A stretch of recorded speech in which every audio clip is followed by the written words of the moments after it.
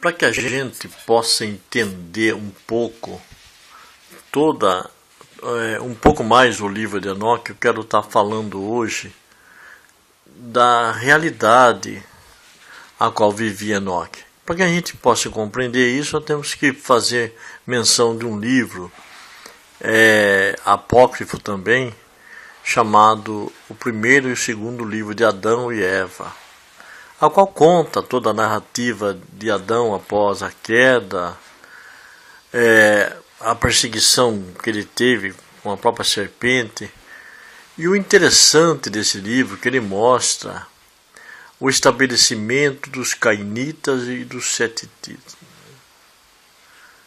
Veja que esse livro ele narra uma coisa muito interessante que vai nos fazer compreender o livro de Enoque. Fala que após Caim matar seu irmão Abel, o Senhor então toma de Adão e o coloca numa montanha, numa caverna. E nessa caverna eles teriam que ficar, e nasce seu filho Sete, o terceiro filho de Adão, Sete.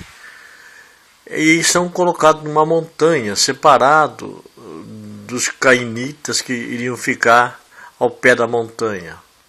E assim toda uma sociedade cainita se desenvolve longe da geração de Sete, que está acima da montanha. E o interessante é que no capítulo 11 desse livro, chamado o primeiro e o segundo livro de Adão e Eva, fala no capítulo 11, fala que os setistas eram filhos de Deus, considerados filhos de Deus separados, e jamais eles poderiam se misturar com a geração que estava ao pé da montanha, que eram os cainitas, que eram os filhos dos homens. E nesse contexto todo, quando a gente lê o livro, esse livro apócrifo, nós percebemos que toda aquela geração de Sete, Enos, Cainã, Malalel, Jared sim, ele desce. Ele é enganado pela serpente e ele desce onde estavam os cainitas. Mas depois dessa descida, a narrativa do livro conta que ele sobe de novo, arrependido, porque ele havia contrariado aquilo que Deus havia determinado para não se misturar com os cainitas. E o interessante é que depois há uma corrupção, o qual os filhos daquela geração de Sete acabam sendo atraídos pelos cainitas e acabam se misturando, e um sincretismo acontece. A descida dos filhos de Deus e se misturando com as filhas dos homens.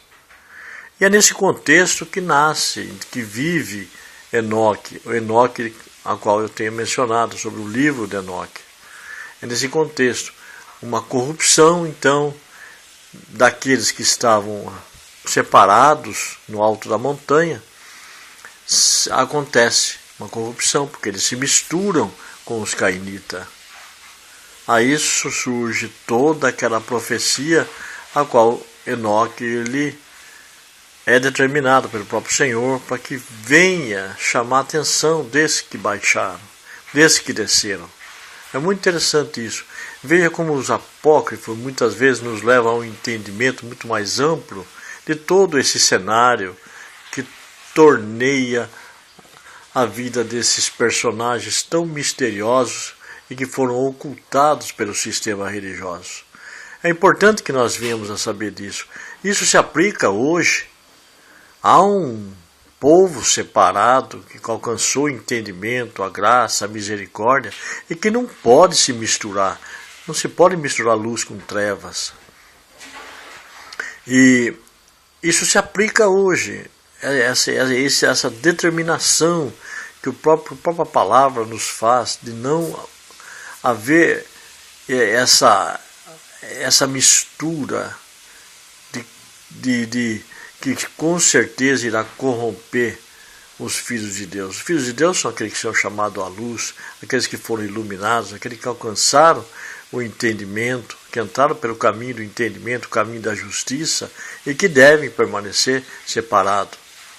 Essa montanha, a caverna, tudo isso mostra a separação. Adão, ele foi levado aí com toda a sua geração, a geração de Sete, e fora a ele determinado que não se misturasse mais com os da geração de Caim, que estavam abaixo, trazendo um grande ensino. E toda a geração de Adão, a sequência toda, Sete, depois Enos, cada um deles orientavam seus filhos, todo o seu povo, para que não descessem aquela montanha. Veja como isso nos traz uma compreensão do cenário a qual começa o enredo escrito no livro de Enoque.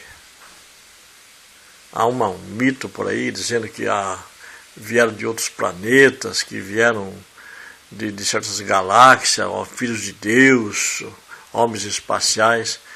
A gente tem que buscar compreensão para que a gente possa realmente entender.